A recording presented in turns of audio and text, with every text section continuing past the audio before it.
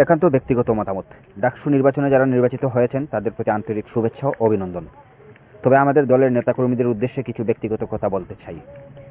অনেকে বলছেন প্রশাসন ভোট পক্ষপাত করেছে, কারচুপি হয়েছে। হ্যাঁ, আমিও অস্বীকার করছি না, কিন্তু প্রশ্ন হলো, জামাত শিবির যদি 5 আগস্টের পর থেকেই প্রশাসন সহ ঊর্ধ্বতন পর্যায়ে প্রভাব বিস্তার করতে পারে, তাহলে আমরা কেন পারলাম না? তারা মাসের পর মাস গোপনে প্রার্থীদের নিয়ে কাজ করেছে, আর আমরা ব্যস্ত ছিলাম চর, টেন্ডার, স্ট্যান্ড কিংবা ছোটোখাটো ইস্যুতে।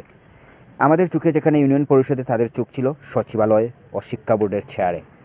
আমরা যখন 500 টাকায় খুশি, তারা কোটি টাকার পরিকল্পনা সাজিয়েছে। এই মানসিকতার ফারাকটাই আজকের বাস্তবতা। আমাদের দলের ভারপ্রাপ্ত চেয়ারম্যান জনাব তারেক রহমান 2024 সালের 5 আগস্ট থেকেই বলে আসছেন, এবারের নির্বাচন হবে সবচেয়ে প্রতিযোগিতামূলক ও কঠিন। অথচ দেশের ভেতরে অনেক নেতার গা ছাড়া ভাব দেখে সত্যি খারাপ লাগে। যেখানে অন্য রাজনৈতিক দলের নেতারা মাঠে ঘাটে আলোচনায়, আড্ডায় জাতীয় নির্বাচনের ইশতেহার নিয়ে কাজ করছে, আমরা এখনো নিজেদের ভেতরের দ্বন্দ্ব-কলহ কাটাতে পারছি না। নতুন কমিটি নিয়েও সমালোচনার বিভাজন তৈরি হচ্ছে। যদি আমরা এসব বিভেদ ভুলতে না পারি, তবে সামনে আমাদের জন্য কি অপেক্ষা করছে সেটা একমাত্র আল্লাহই জানেন।